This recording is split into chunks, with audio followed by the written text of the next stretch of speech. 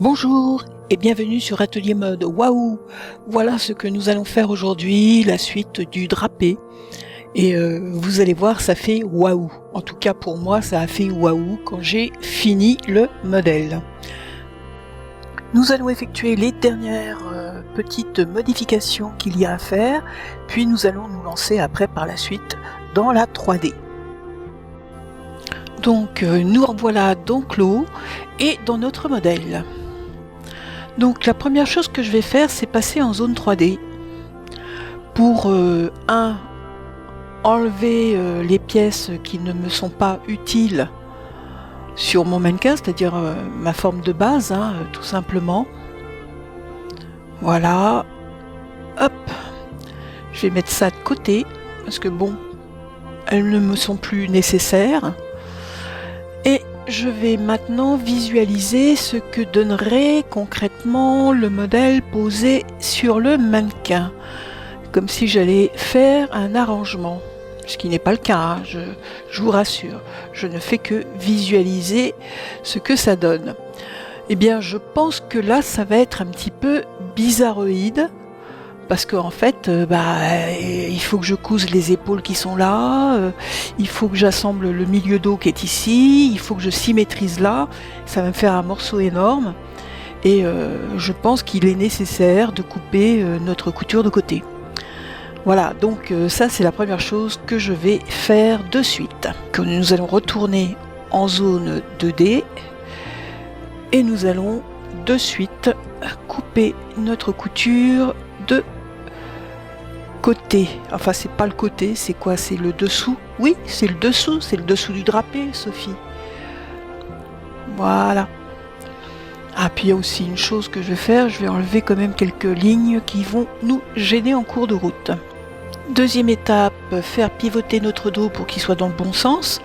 C'est quand même assez important. Donc je vais sélectionner mon dos, sélectionner le centre, le faire pivoter à partir du point milieu dos en bas, comme ceci, appuyer sur Shift pour qu'il soit pivoté, vous voyez, quand je fais Shift, hop, et c'est beaucoup plus facile. Je le positionne, voilà. Maintenant je vais symétriser mon patron devant. Voilà, lui aussi, hop, je le positionne et nous allons fusionner nos deux devants. Donc, je sélectionne l'outil de modification, je shift, je sélectionne bien les deux lignes, puis je fais fusionner. Voilà, mon devant est entièrement fusionné. Pendant que j'y suis, je vais prendre ce point, le supprimer, prendre ce point et le convertir en point courbe.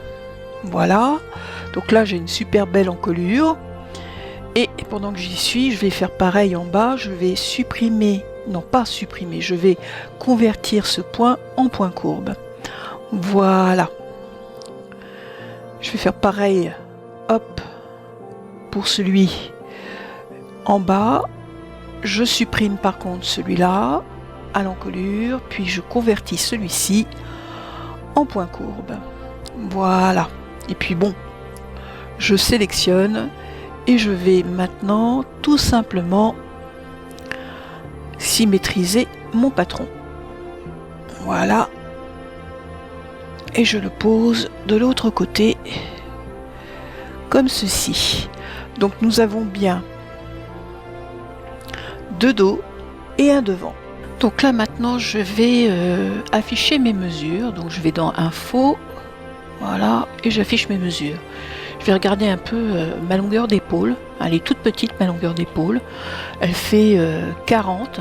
Je vais vérifier si sur mon dos à côté ça fait pareil. Parce que je voudrais, ouais, ça fait 40 aussi. Bon, bah, c'est pas si petit que ça, 4 cm ça marche. Bon, Ça, c'était une première chose. Donc maintenant, nous allons nous occuper du biais d'encolure. Bon, c'est un simple rectangle, on va pas se prendre la tête, hein. Donc on va dans polygone rectangle, et avant de faire ce polygone, on va faire quand même une petite chose, c'est qu'on va sélectionner notre encolure, dos et devant, voilà, et nous allons visualiser dans la zone propriété, editor, nous allons vérifier longueur de ligne. Nous avons en fait en totalité 58 cm 17. Donc là vous l'avez en cumul. 56, 50, il dit 59. Longueur de la ligne 59,7. Alors qu'est-ce qu'il faut croire? Si vous n'êtes pas sûr de vous, c'est simple, vous prenez les chiffres et vous les additionnez. Donc on va regarder juste sur une moitié ce que ça donne, comme ceci, et il nous dit bien longueur des lignes symétrisée, ça fait bien 58,33. Voilà, donc nous avons besoin d'un rectangle qui fasse pas 58,33. Ça, c'est la valeur avec les fronces, bien évidemment.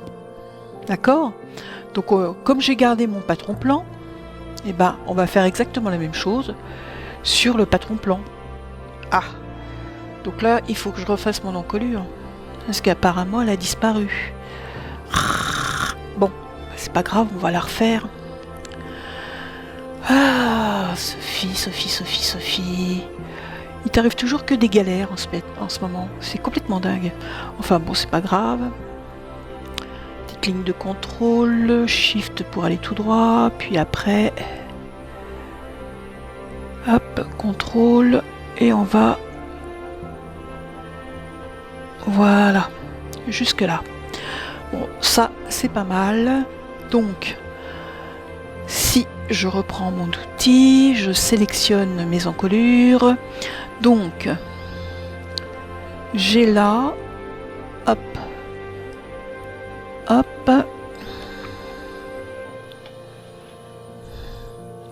et hop. Donc, mon encolure fait combien? Elle fait 16 cm 21. 16 cm 21. Ok, donc ça veut dire que nous allons devoir faire un rectangle pour une demi-encolure de 16 cm 21. Je clique, je fais 16,1. Voilà, sur une hauteur. Bon, allez, on va faire 15 mm. Voilà. Donc, hop, c'est fait. Je vais symétriser. Ouais, je sais, j'aurais pu le faire en une seule fois. Je suis feignante. Puis j'aime bien cet outil de fusion, etc. C'est pas mal. Je trouve que c'est un bon outil. Voilà. Mon encolure, mon petit biais pour mon encolure va être fait. Je vais faire maintenant la même chose pour le bas. Ma taille fait combien? Donc normalement pour une taille 38 chez S-Mode, j'ai 68. Excusez-moi, j'espère que vous n'avez pas entendu mon claquement de doigts. 68, on va faire avec un petit peu d'aisance, allez, on va faire 70 divisé par 2, ça va me faire 35. Pas très compliqué tout ça. Alors je vais faire un rectangle de 35 sur une hauteur, alors là ma ceinture, allez, on va dire 6 cm. Puis moi je la veux un peu en forme, cette ceinture. Donc je vais prendre mon outil de modification de points et lignes, je sélectionne ma ligne, hop, là je fais une élévation, allez, de 30 mm. C'est complètement arbitraire ce que je fais, c'est juste pour créer des courbes. Je vais effectivement prendre l'outil d'édition courbe et là je crée, en faisant attention à rester toujours d'équerre, ma courbe. Voilà, et bien évidemment, ce point-là, je vais le faire bouger pour que, hop, milieu dos, parce que là, le point que je bouge, ça sera milieu dos. Voilà, je sois à peu près d'équerre. Et puis bon, tant que j'y suis, je remets bien sûr tout ça à bonne ligne. Donc on a dit qu'on faisait, hop, bon j'ai pas perdu beaucoup, hein, je titille. Voilà, donc 60, je vais maintenant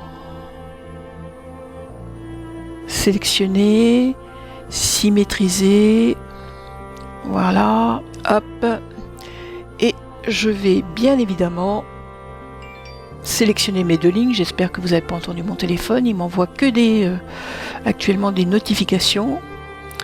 Voilà, hop, alors j'étais pas forcément toujours bien d'équerre, donc je sélectionne ma ligne, je remonte mon point. Alors je vais être d'équerre sur quelques centimètres, hein. Voilà, je vais faire pareil ici. C'est même pas des centimètres, je pense que c'est des millimètres. Ça doit pas jouer beaucoup. Voilà. Donc voilà ma ceinture et nous allons pouvoir passer à la suite. Alors maintenant nous allons parler fronce. Donc le premier outil, c'est l'outil de fronce. Dès que je l'active, vous voyez ici, il y a les fronces par défaut qui s'affichent. Si je vais par exemple ici, je vais avoir les effets de fronce. Donc là, c'est assez simple. Je clique, hop, et mes fronces se posent. Hop, hop. Ah oui, c'est vrai que je suis en symétrie, donc automatiquement, ça le fait en symétrie. Voilà. Alors ça, c'est la première chose à comprendre, c'est que quand vous avez fait à cliquer sur une ligne qui doit recevoir des fronces, vous avez automatiquement dans la fenêtre propriété les fronces par défaut qui s'affichent, celles qui sont tout simplement apparues quand vous avez sélectionné l'outil fronce de sélection. Puis vous avez aussi ici début, on, c'est pour effectivement dire je vais des fronces au début, et fin, pour aller jusqu'à la fin de la ligne. Voilà, donc ça c'est la première chose que j'ai appris en faisant des fronces avec cet outil. Donc maintenant, admettons, hein, je vais reprendre mon outil de sélection de fronces, je vais sélectionner mes fronces et supprimer mes effets de fronce en colure, pour vous montrer un autre outil. Donc toujours dans les outils fronce, je vais maintenant sélectionner effet de fronce libre. Alors là, je pars de mon milieu dos, et vous voyez, je cours sur ma ligne, je fais touche droite de la souris, et là, je peux mettre une distance de fronce. Admettons que je ne veuille pas aller jusqu'à mon épaule et que je veuille m'arrêter quelques millimètres ou quelques centimètres avant. Donc là, disons que je fais 30 mm de fronce. Voilà. Je fais pareil ici, je pars de mon milieu, s'il veut bien. Apparemment, oh, je sens mal la chose. Je sens que ça va... Ah, j'ai eu peur. Je cours sur ma ligne, hop, et là aussi, je vais m'arrêter à 26 là, 26 cm, voilà. Donc en fait, vous voyez là, j'ai arrêté mes fronces avant ma ligne d'épaule. Ça risque de la faire gonfler, c'est pas ce que je veux, hein, sachant en plus de ça qu'elle est toute petite, ma ligne d'épaule. Je préfère donc limiter ma ligne de fronce. Voilà. Donc maintenant je continue, je vais aller jusque sur mon outil, je vais prendre effet de fronce, hein, segment effet de fronce, pour cette fois-ci faire la totalité. Voilà. Donc là, j'ai bien, hop, la totalité. Je change d'outil et je vais prendre maintenant l'outil de couture libre MN qui va permettre en fait de courir sur mes lignes d'encolure dos devant en entier et ma demi-encolure dos de l'autre côté. Voilà qui est fait. Vous voyez ce qui est écrit? Rentrer pour compléter l'assemblage, ce que je fais, et je vais là maintenant coudre, hop, le bas de mon biais, et vous voyez toutes les lignes vertes là, et les petites barres verticales, c'est ce qui m'indique en fait la longueur encolure dos et la longueur encolure devant. Je clique, voilà, et appuyez sur entrée. Et voilà, tout est fait, tout est assemblé, pouvoir maintenant faire donc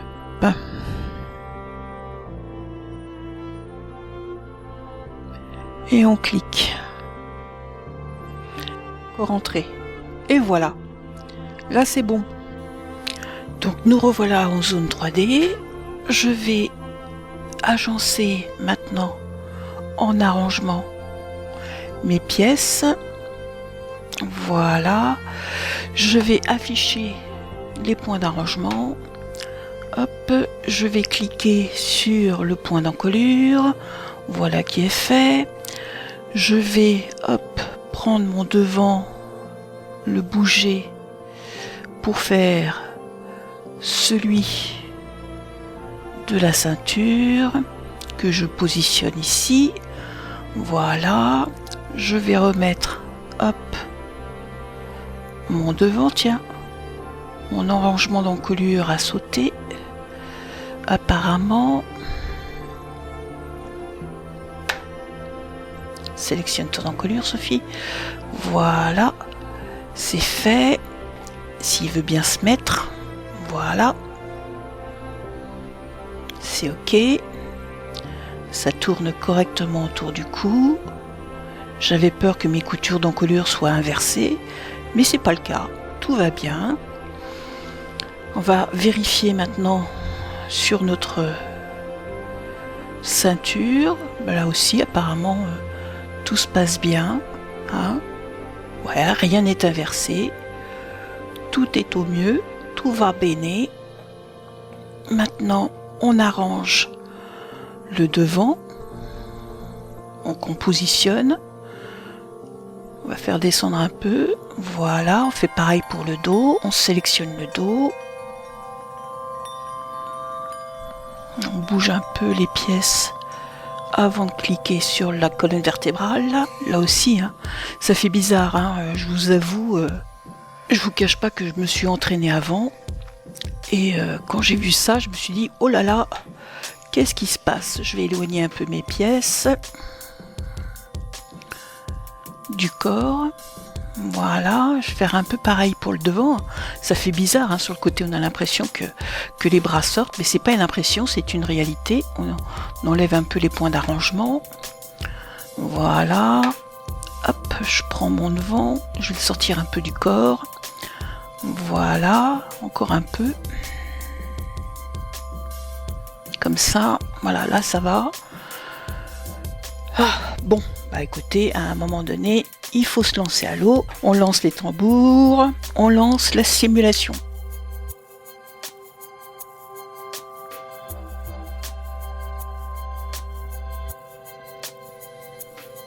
Bah écoutez, apparemment, ça se passe plutôt bien. L'arrangement que j'ai fait a l'air d'avoir fonctionné. Dans le dos c'est pareil, voilà, hop, comme ceci. Bon bah maintenant on va passer au tissu, hein, au poids, à la souplesse de celui-là. Alors comme vous pouvez le voir, j'ai déjà sélectionné mon tissu.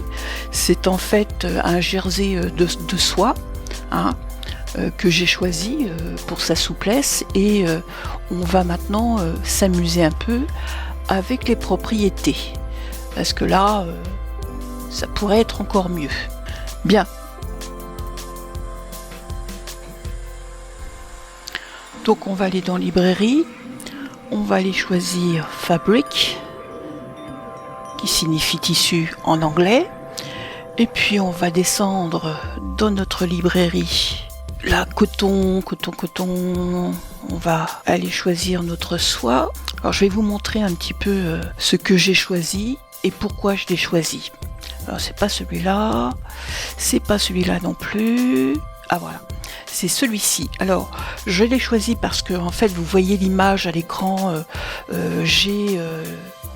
J'ai malheureusement avec ma souris je peux pas fixer l'image, mais vous voyez la souplesse de la matière, son poids. Alors c'est important pour ce genre de modèle, il faut avoir quelque chose quand même d'assez léger, donc 160 mg c'est pas mal.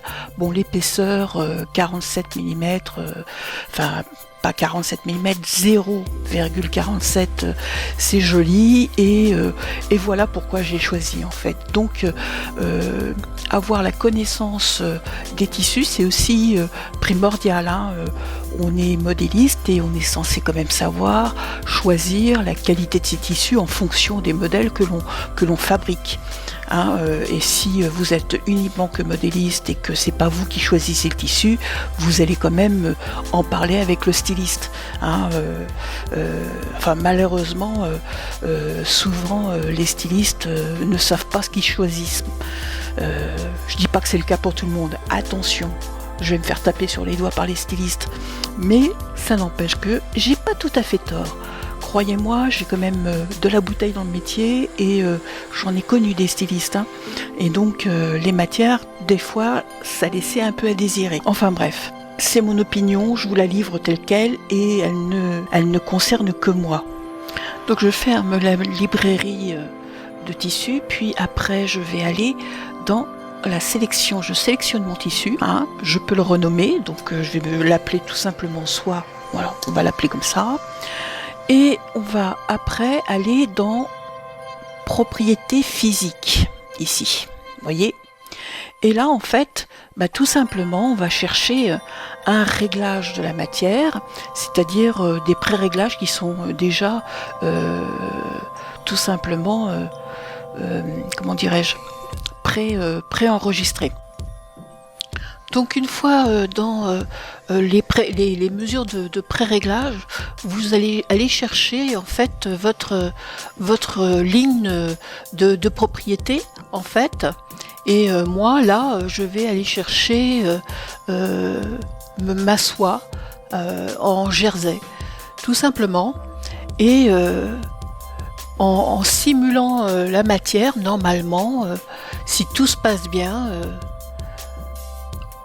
on devrait voir le tissu réagir avec la simulation.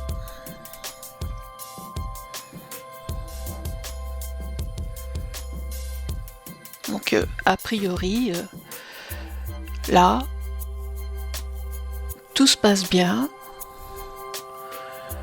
Maintenant, j'ai des petites choses qui me gênent, des petits détails de rien. Par exemple, là, sur l'épaule, vous voyez, j'ai la matière qui se soulève, c'est pas très heureux. J'ai ici des petits problèmes de fronce. Je sais pas d'où ça vient, ça j'avoue, j'ai pas encore trouvé la réponse à ce petit problème. En tout cas, tout ce que je sais, c'est que je peux aussi aller chercher, toujours en sélectionnant ma matière, les détails de celle-ci. Donc en fait, dans le panneau détail, vous allez avoir les étirements de la matière. Donc là, je vais faire un petit zoom arrière pour que vous voyez ce que ça donne et que vous compreniez que il y a, par exemple, là, je vais mettre 0. Et vous voyez la simulation, ça réagit de suite en simulation. C'est-à-dire que là, je n'ai pas d'étirement chaîne. je n'en ai pas non plus en trame, et donc automatiquement la matière s'écroule. Donc je vais quand même en mettre un petit peu, peut-être moins qu'avant. On va faire un essai, on va faire 8 pour voir. Donc vous voyez, tout de suite ça réagit. J'avoue que c'est assez extraordinaire. Franchement, c'est assez fabuleux. Vous voyez que sur le dessus de l'épaule déjà, ça va mieux. Je vais maintenant aller voir dans mon dos, toujours les petits trous là. Avec de la patience, je pense que je vais pouvoir arriver à m'en sortir, hein. Je pense. En tirant un petit peu dessus. Voilà. C'est pas évident. Pas sûr du tout que je m'en sorte bien.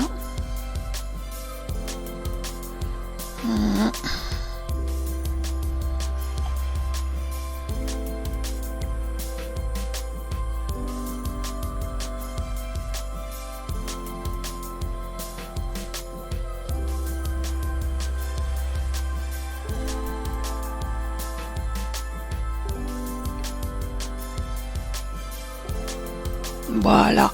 Vous voyez qu'avec un peu de patience, on arrive quand même à obtenir des résultats. Voilà.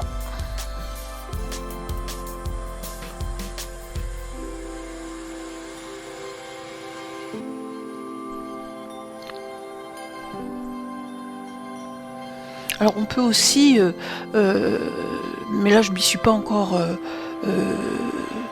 j'ai pas encore regardé de très près, mais il paraît qu'aussi on peut voir la trame de la matière.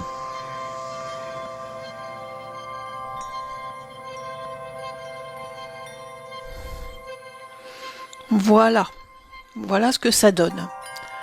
Ah, encore un petit défaut là. Alors pourquoi ça fait ça? Aucune idée. Si quelqu'un a la réponse et peut m'aider suite à la vidéo, j'en serais heureuse.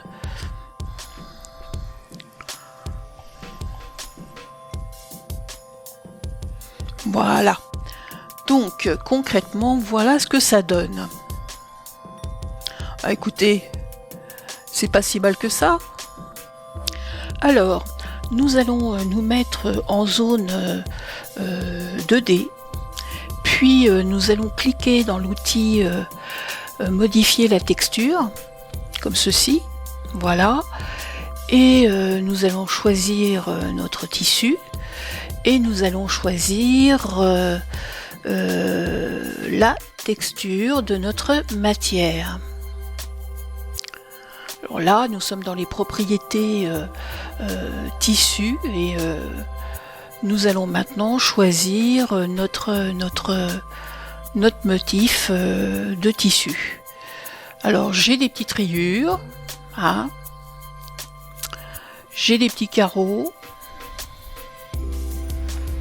j'ai un sergé en rayures, j'ai des plumetis, j'ai de la maille, j'ai du chambray, mais c'est pas ce que je veux. J'ai un jersey, mais c'est pas ce que je veux. J'ai aussi un écossais. J'ai un autre, là ce sont des imprimés, après c'est des velours. Là aussi c'est un velours que j'ai fait en zigzag. Ligne. Donc là, tout ça, tout ce que j'ai, c'est en fait moi qui les ai fabriqués, hein. Tout ça, c'est des imprimés que j'ai moi-même ou scanné ou fabriqué moi-même, tout simplement. Vous voyez, grâce au petit logiciel capture que vous pouvez trouver sur iPad ou sur téléphone, capture d'Adobe, en fait, vous pouvez créer vos propres motifs en photographiant tout simplement tout ce que vous voulez. Ça peut être une lampe, ça peut être n'importe quoi. Et vous avez automatiquement ça qui arrive et qui vous permet de faire votre motif. Donc là maintenant moi j'ai importé et bien évidemment là je suis dans le bon sens, hein, sur mon devant tout est vertical, tout va bien, mais sur mes dos rien ne va plus, donc il faut que j'oriente. Donc c'est simple, vous prenez l'une des petites flèches et puis vous faites, vous tournez comme ceci. Voilà. Moi j'ai appuyé sur Shift pour faire une rotation plus facile. Par exemple là sur mon petit biais, je vais peut-être le faire plutôt en longueur, ça sera plus joli. Et puis hop, sur ma ceinture aussi.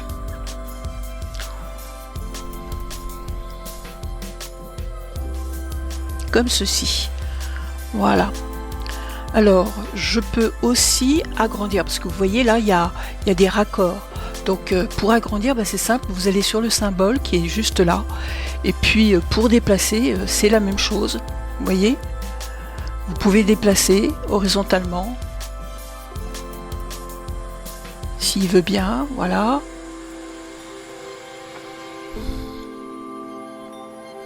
Vous pouvez aussi lui donner une inclinaison. Hein, si tout ça c'est pas vertical mais que vous voulez quelque chose de précis, vous pouvez effectivement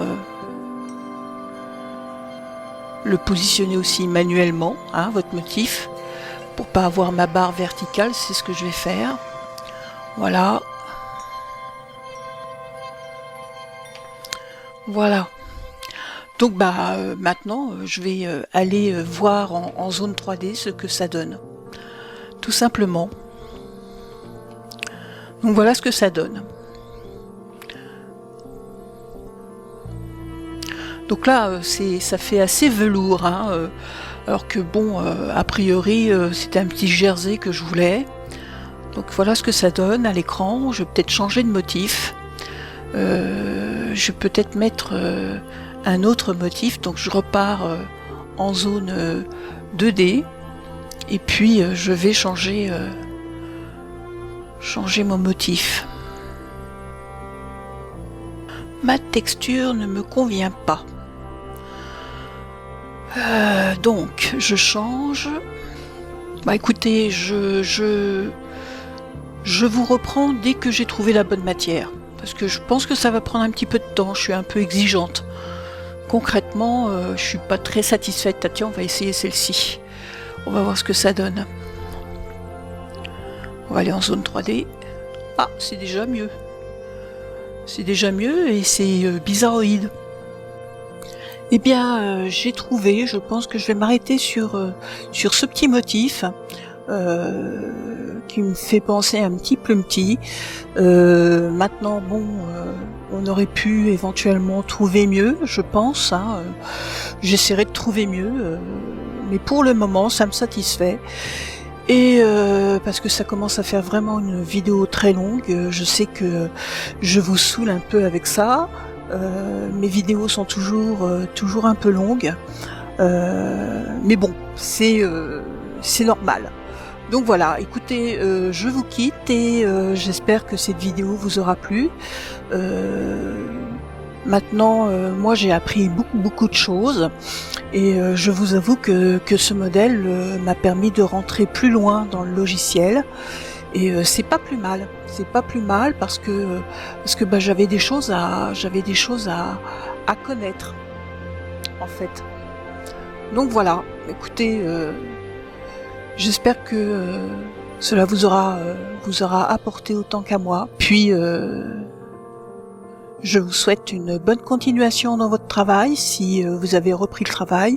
Autrement pour les autres, eh bien j'espère que vous allez continuer à vous abonner à ma chaîne. Et n'oubliez pas, un petit pouce bleu, ça fait toujours plaisir. Merci et au revoir. Voilà. Je crois que là, c'est pas mal du tout. Allez, à la prochaine vidéo. Au revoir.